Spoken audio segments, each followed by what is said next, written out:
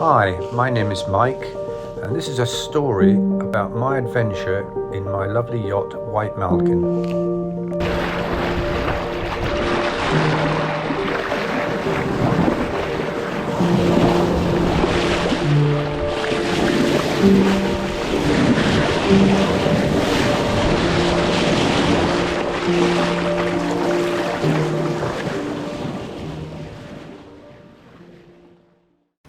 It was me just going for a fly out.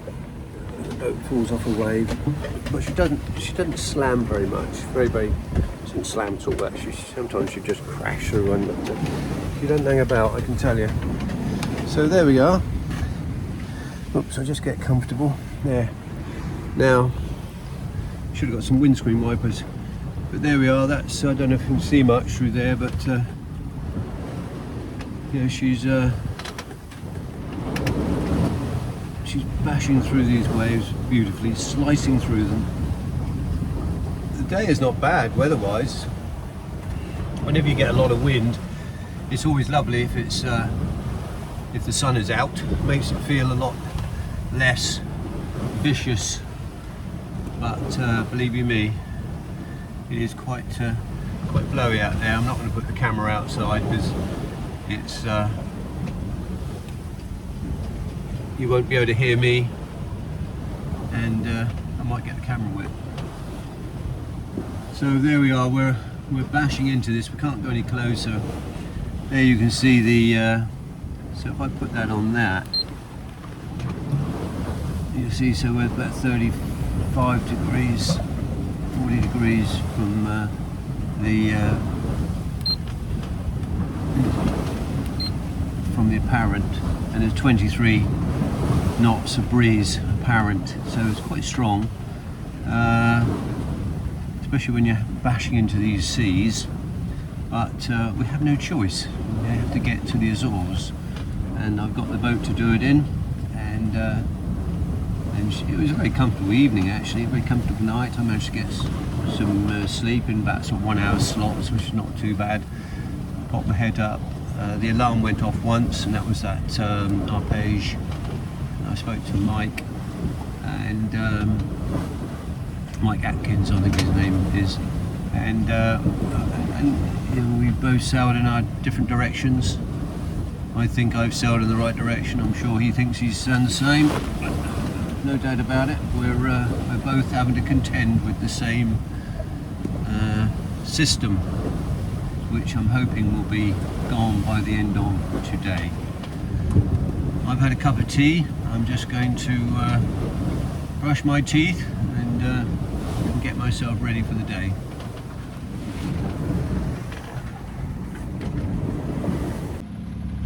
Good morning, everybody. It's Saturday the 22nd now, and I'll show you out the window. The sea has gone down. The sea has gone down enormously. I have to say, I've just woken up from an 8-hour sleep. I was absolutely bushed yesterday. I'm very tired. I mean, 2 days had now solid bashing and crashing into headwinds, head seas. Some of those seas were 4 meters tall, and the top meter is breaking. It wasn't nice at all. If you're going to have those conditions, you want it with the wind behind you or the wind on your quarter. You certainly don't want it on the nose, but there you go. That's the way it is, and that's what it was. So, yeah, what I want to show you something actually on the screen. It's quite, I think it's quite interesting. I'll just show it to you now. In fact, what I'll do is I'll switch off and then I'll do it in a minute. There we are. That's what I want to show you. Now, on there you can see our position, of course. You can see the which is depicted by those two sets of numbers there, longitude and longitude, and you'll see that that's where the boat is. The boat is just there, and you'll see the little pink line. That's our track, and I'll explain the reason why it's all sort of around it. Okay, so, and you'll see the wind direction and the speed there, 11 knots. That's an average, by the way. I don't think that's the don't think it's the apparent wind. I think that's true. And then you'll see this little arrow here. It's got 1.1 in it. Well, believe it or not, that is the direction of the current.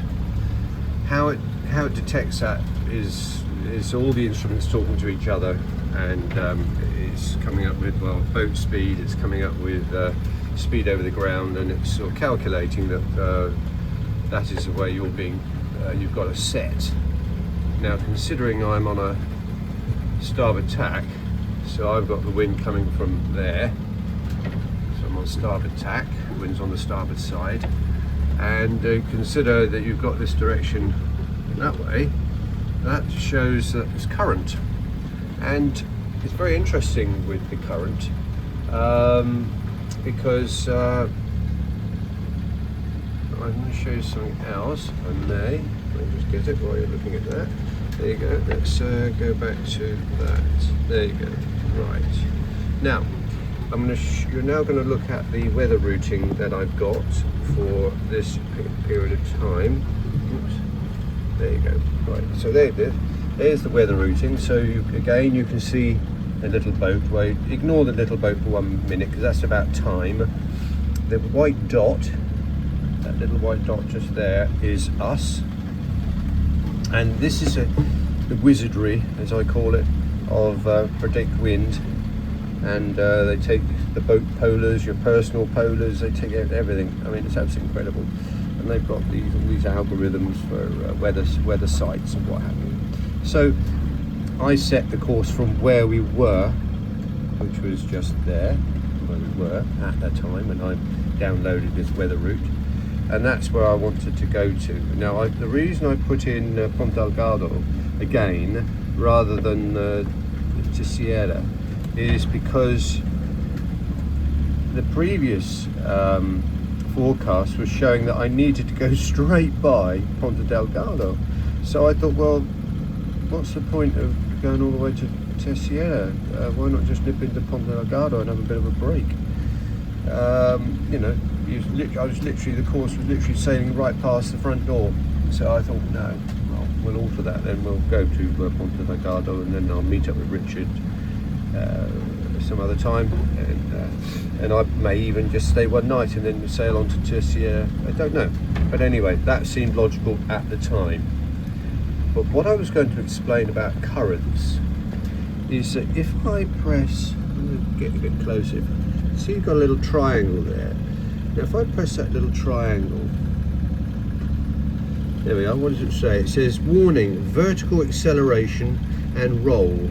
Now, what that means in English, rough. It was actually very rough. And the reason it's rough, you think, well, why would you get that out in the Atlantic? You know, I mean, Christ, I'm 250 miles off the closest point of land, which is Spain, incidentally, at that time.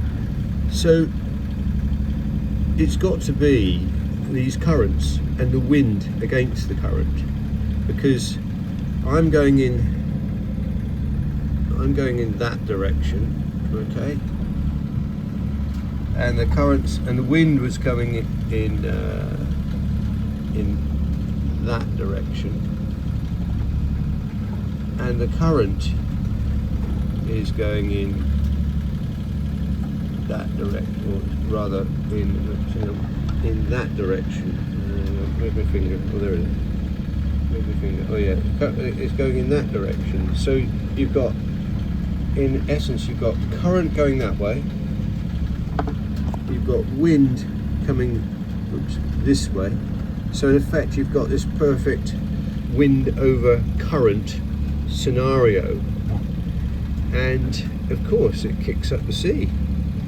And what with the strength of the wind, it's blowing top end of 20 knots in the gusts, and so it's quite okay. Then it go down sort of 18, 19, then it come back up to sort of 25, 27. You know, but of course it's kicked up the whole shebang, the whole area. And of course, there you are. That's what we were sailing. That was the system. that we were sailing through. We were getting affected by that. So that's really an explanation of why it was so rough yesterday. Well, of course now, you know, it's looking outside. It's, you know, it's fine. It's, you know, that's okay. We're doing nearly 7 knots over the ground, over 6 knots over the ground, which is good. And I'm just going to go and have a cup of tea. Yesterday evening it was so rough that all I had for my tea was a tin of baked beans, cold, out of the tin. You couldn't cook anything. It was impossible. You know, it wouldn't have stayed in the pan, let alone the pan stayed on the stove. It would have been everywhere. So I thought, well, to save cleaning up, I won't bother. So I just had a tin of beans. But I was extremely tired, so I turned in quite early. I've had at least 8 hours. I've said 8 hours, but no, I think it was probably more than that. But okay, I got up once and just peeked outside, and everything was fine. Everything seemed okay. But in essence, I had a very good sleep, and I think I needed it. Okay, well, start of another day. So onwards and upwards. Got a few 100 miles yet to do, and hopefully the weather gods will look after us, and I know White Malkin will. Cheers and bye-bye. Well, thank you very much indeed for watching my vlog. I hope you enjoyed it, and I hope it entertained you. My next vlog will be in 7 days' time, and I very much look forward to you joining me on my continued voyage around the world on my beautiful Rustler 36 White Malkin.